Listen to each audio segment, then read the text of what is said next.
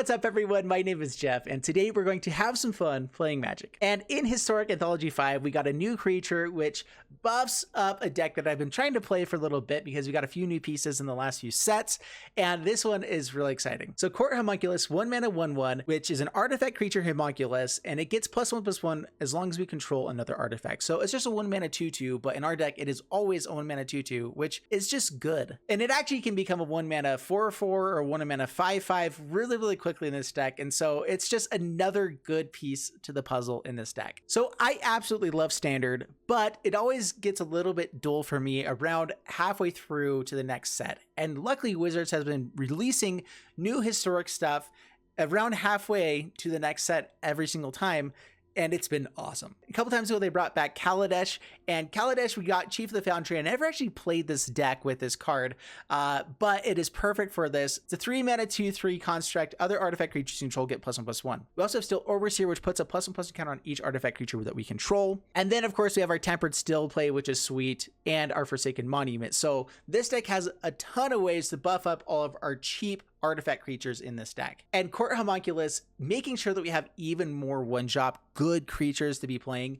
actually powers up this deck a lot. Not to mention we also got Blinkmoth Nexus, which is so powerful with Tempered Still and Forsaken Monument because it's an artifact creature and it will be able to hit in for tons of damage, and it's a land that we can keep having it, be turned off when we need it to be. So every one of our lands makes white mana unless it's a colorless land, which it's pretty fine to have those as well. But we also have a ton of ways to make sure we have red and black mana for the Scrapheap Scrounger and Bomat Courier. And then we have one copy of Watches of the Dead. It doesn't exile all of the opponent's graveyard, but it does help a ton to make sure that each opponent's graveyard at least gets down to a small number, which does hose a lot of decks. So that's basically the deck. So let's go and dive into the gameplay and see how it does for us. But before we do, a quick word from today's sponsor.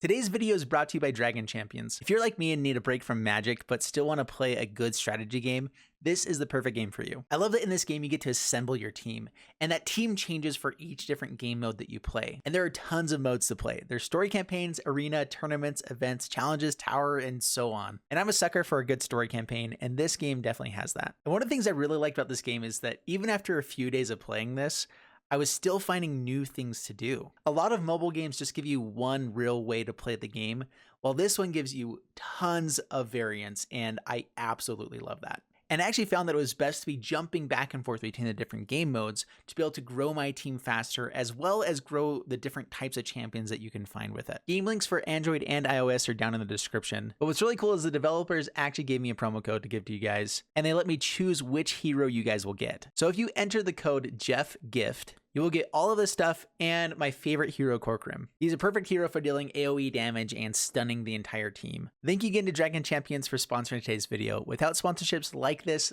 channel would not survive. So support them by downloading the game with the link down below and using the promo code JEFFGIFT, and I will definitely appreciate it. All right, up against Prometheus, and we have a pretty sweet hand here with Bomat Couriers to refill a really cheap hand, so keep this. Oh, show. A bunch of hasty creatures as well. It means we could get in for quite a bit of damage, hopefully, right away. And Tempered Still is sweet. Okay, Bomat Couriers first. Attack in. Boom, bam, done. Oh, man, Tempered Still. This is going to be sweet. All right, Thriving Bluff for black. So Rakdos. People are playing Thriving Bluff. No. The only card they can take is our Tempered Still. Rude. Boy. All right. More thriving lands. Intriguing. All right, so another Bomat Courier. Gingerbrute. Get in with the hasty dudes. I think in general, Hope of Ghirapur can be pretty nice as well. Sometimes getting it out earlier so we can sacrifice it, stop them from having a board wipe. I don't know what this deck is doing yet, though. All right, so Grixis colors so far.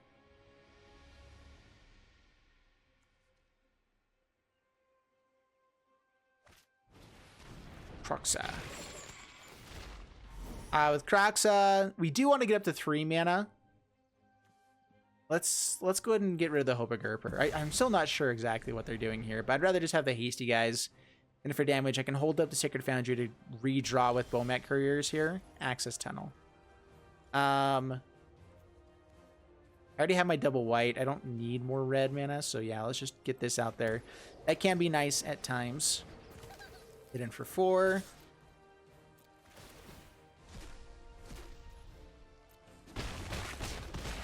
Down to 12 past the turn. I mean, we have a 3-turn clock, so I'm not going to sacrifice these Bomat Couriers unless I need to.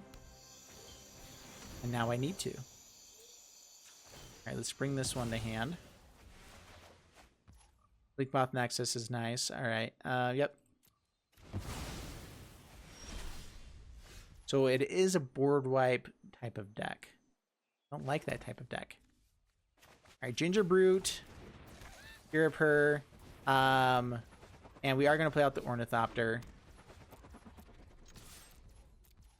Because now if we find a Tempered Still at the top, it's great. Or anything else good. Alright, so some sort of control-y deck. Ashiok. Mills us.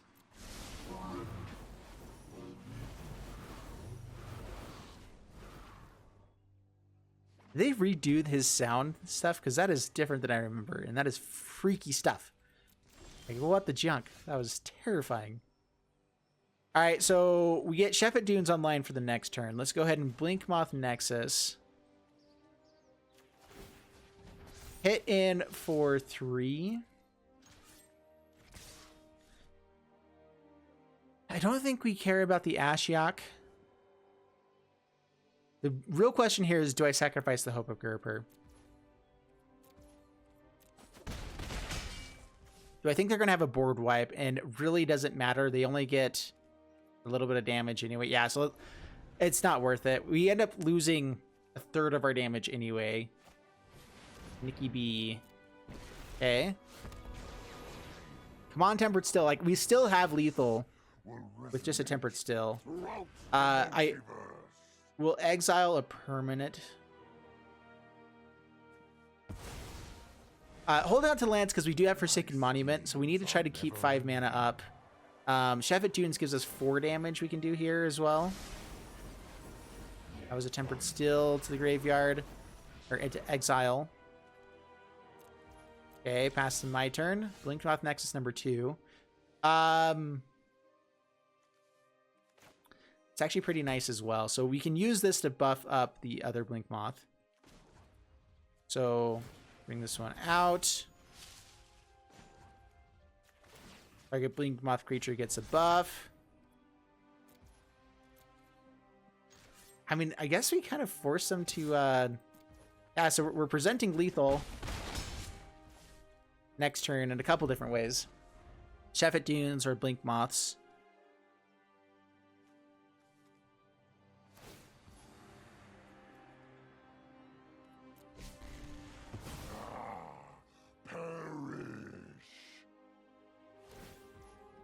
Mills himself. Okay.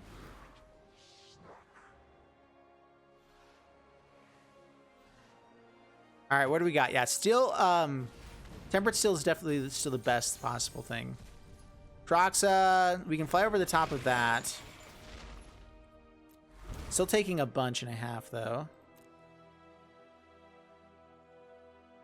Okay, Forsaken Monument. So we still have 2 of these guys. We also have a Chief. How many Overseers do we have? So Overseer, where is that? Foundry Chieftain, 3. So we still have a bunch of our buff spells. Okay,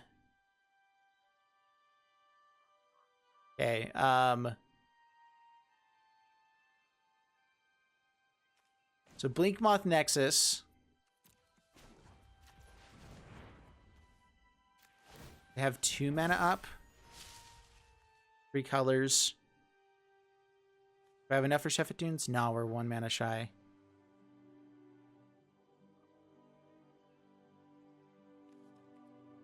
I can redraw with Bomat Courier. I don't think we need to, though. Okay, we're just going to attack in. All right, so attack in. Yeah, buff the Blinkmoth Nexus. And I think we use the Hope of Ghirapur. It's non-creature spells. Yeah, we're gonna go and activate this. So yeah, until our next turn.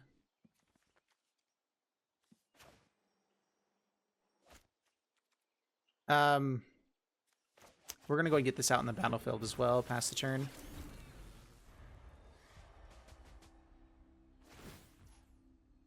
So we have to exile a land. Get rid of... Oh, I forgot. Did I have lethal with access tunnel? It costs 3 to do that. I might have had... No, I don't think I had lethal. Yeah, alright, opponent... opponent's fine with that. I was waiting if I wanted to get rid of the Concealed Courtyard. It doesn't really matter. We won anyway. Alright. Yeah, getting rid of the Hope of Ghirapur there was sweet. Alright, up against Mago Hell. And we found a Tempered Still. Couple of them. Nice. This is great stuff. Last game, we were able to win without having any of that stuff, and that's also really great.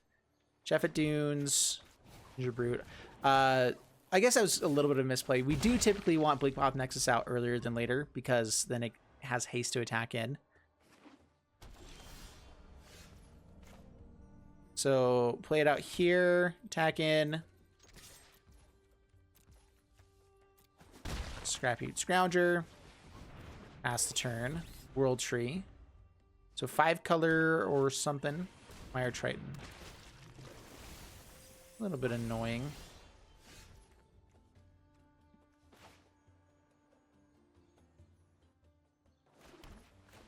Alright, Tempered Still. I think that we just go aggro here. If they want to trade off with our Scrapheap Scrounger, that's fine. We can bring it back later. We need to make sure that we're attacking in with the creatures that we got. We have another Tempered Still for the next turn, or just Blinkmoth Nexus. I think we go for the Tempered Still, and then we can attack with this over and over again later. All right, so Reanimation deck. Ooh, Watchers of the Dead. I exile it, though.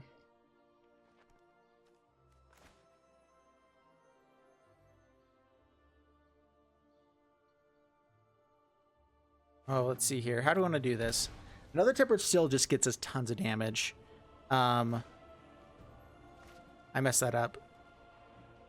I didn't mean to shock that in. All right. So I can play out Watchers of the Dead and swing in with Blinkmoth Nexus as well and hit in for quite a bit this turn. If we find a land, I can maybe go Blinkmoth Nexus the next turn as well. That still keeps our board growing. This is a relevant spell.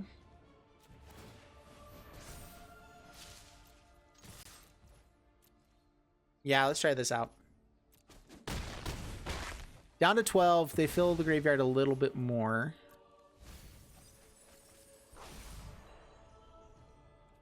Pass the turn. So they still get to have 2 cards in the graveyard. It exiles the rest, which doesn't help a ton. It's good for like if they have a Croxa or something. So like it does hose down a couple decks. It's more of the Rakdos style of deck than the exact reanimation, because they can just keep the card that they're targeting and they're fine. But it at least is sometimes useful. And we won. How about that? All right, up against Arthur Belling. Keep this. We have our Homunculus.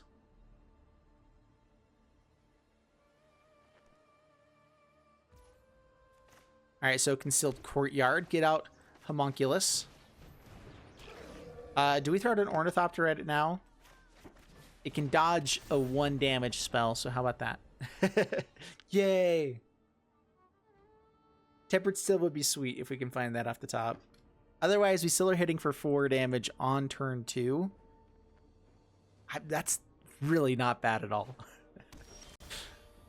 Oh, there we go, too. Bomat Courier in general is better to have more of. There's a chance we don't find red mana, and we don't have an actual way to... like, all the Tempered Stills are underneath it, all the good stuff's underneath it. Whatever.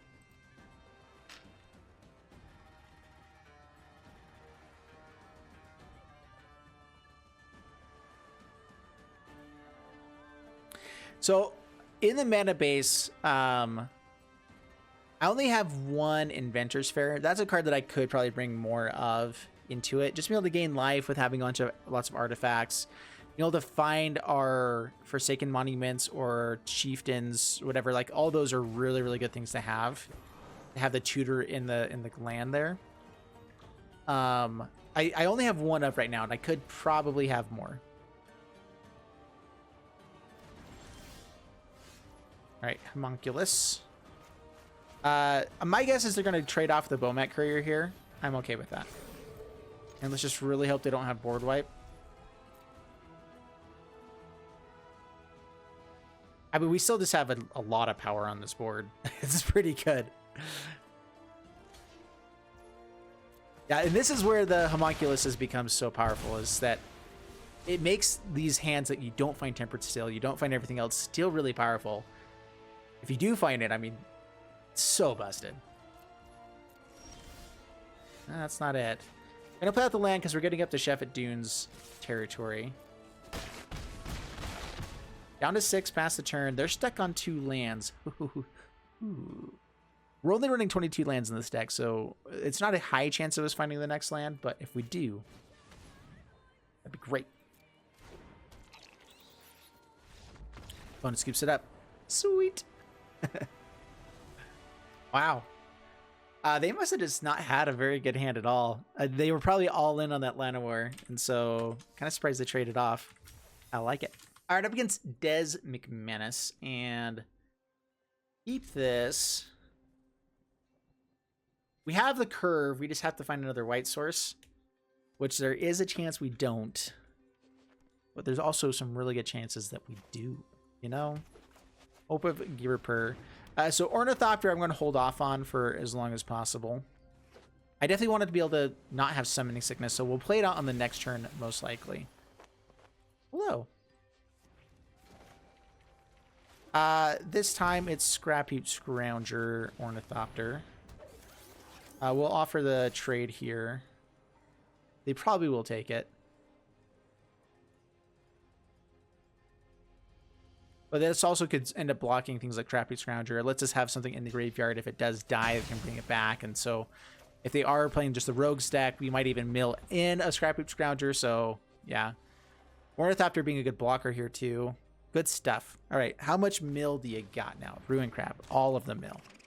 You're going to mill over our white land. Oh, didn't have it there. Good. All right, we have a higher chance of it. Terramorphic Expanse.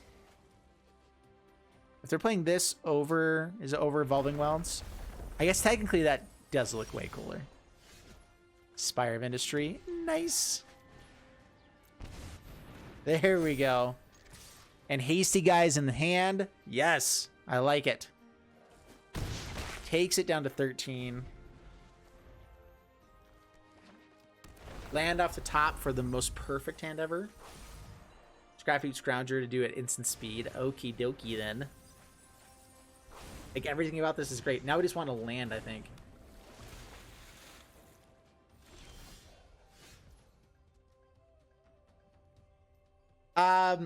So Gingerbrute can get in without them blocking. Do I want that on the battlefield right away? I can also just like flash in instant speed the Scrapheap Scrounger. Yeah, let's do that. Then we have Tempered Steel on the next turn, and still a chance of getting. So I'm actually going to go ahead and swing in like this. I think they Merfolk Secret Keeper onto the Gingerbrute, kill the Scrapheap Scrounger there. But if it lets us bring back a Scrapheap Scrounger at instant speed, in case they have like Whirl of whatever. Okay, down to 6. Pass the turn. What's the one that sends all creatures back to hand at 4 mana? There's a chance they have that.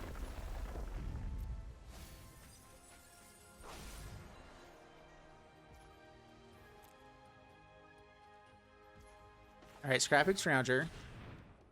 Get rid of Chief of the Foundry. Doesn't really matter. We can guarantee getting with Gingerbrute. We need a land.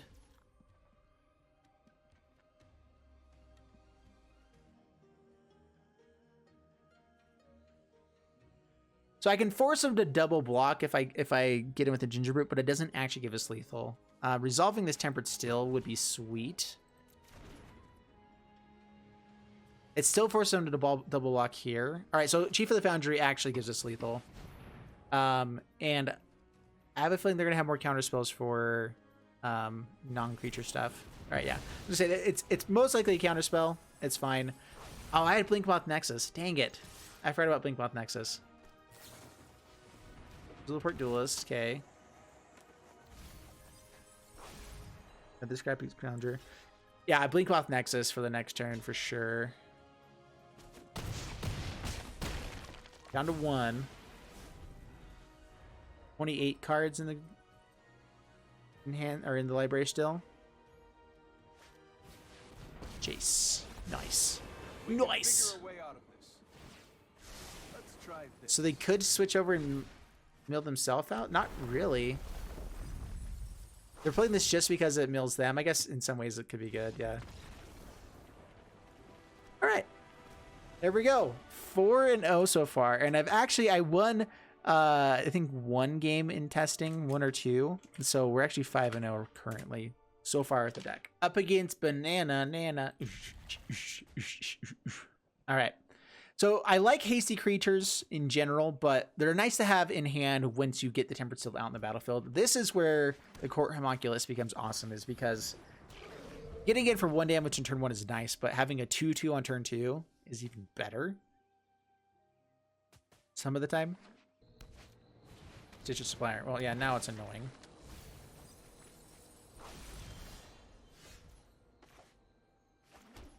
All right, Scrapheap Scrounger hidden for 2. But this guy would have ended up trading off with Gingerbrute, so it was the best. I did it right, okay, guys? Get over it. Jeez. All right, everyone's playing with the graveyard stuff. Just the thing to do nowadays. Watches of the Dead is fun. Do I want to roll? So they're blocking one of these guys, so I'm getting in for 4, I think, tops, right? I could throw out Gingerbrute, Watches of the Dead. Let's go Temper this still. It's still the best play. Lets us have, like, if we run into another hasty creature off the top, hitting in for 6 that's out of nowhere for the next turn, additional 6 is really, really good. It's almost lethal. That's annoying.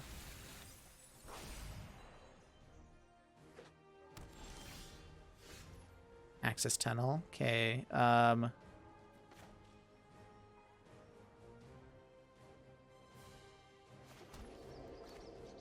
Gingerbrute. Watcher. I guess I'd rather than block the Gingerbrute, right?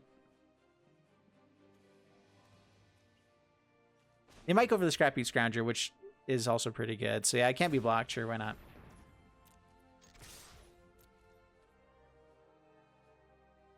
We don't have anything graveyard, and so that makes sense. Yeah, they're looking at Watches of the Dead. Watches of the Dead exiles itself. Yeah, this again is where Watches of the Dead really isn't that great against these decks. It's not the worst. Grizzly Salvage, okay. More stuff in the graveyard. So they can hold on to Burial Rites and the 1 card that they want, which is Sheoldred. And I'd rather have the 4 damage hitting in, right? We have lethal right now. You have to play out a blocker. Yeah, that's game. Nice. All right, 5-0 on the video now. I think 6-0 or 7-0 altogether. So, yeah, let's keep going.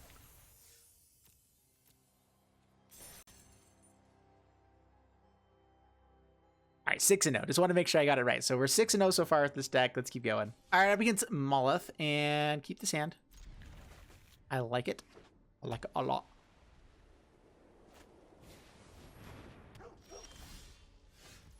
All right, so Godless Shrine, Homunculus, pass the turn. Lots of good stuff in the 3-drop slot. I like it.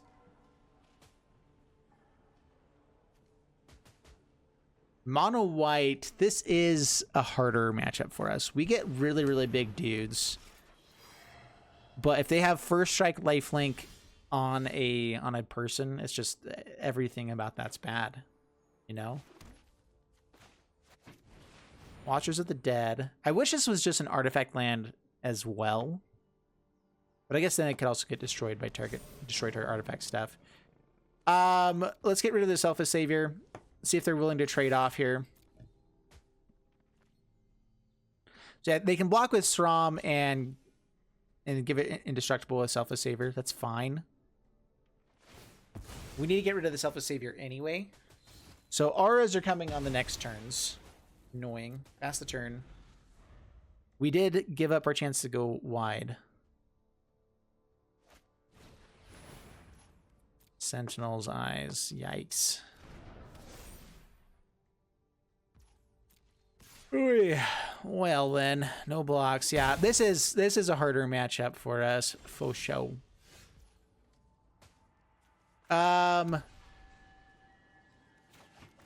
Chief of the Foundry.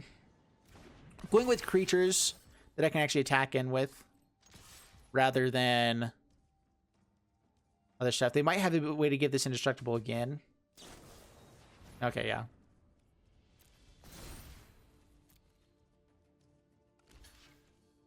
All right, so we're gonna exile all the graveyard, except for 2 cards. Oh, yeah, that's good stuff right there. All right, well, we got rid of their protection. That's what I was going for the whole time. So we're good. No blocks. Gosh dang it, this guy. All the glitters could be something we could definitely add to the deck. Actually, you know, should we be adding in all the glitters to this deck? It's a very high possibility. Let's go. Ember still doesn't actually do a whole lot still. I could start swinging in with like Blinkmoth Nexus and just be blocking. No attacks, pass the turn. We might just be dead here. Cartouche gets buff.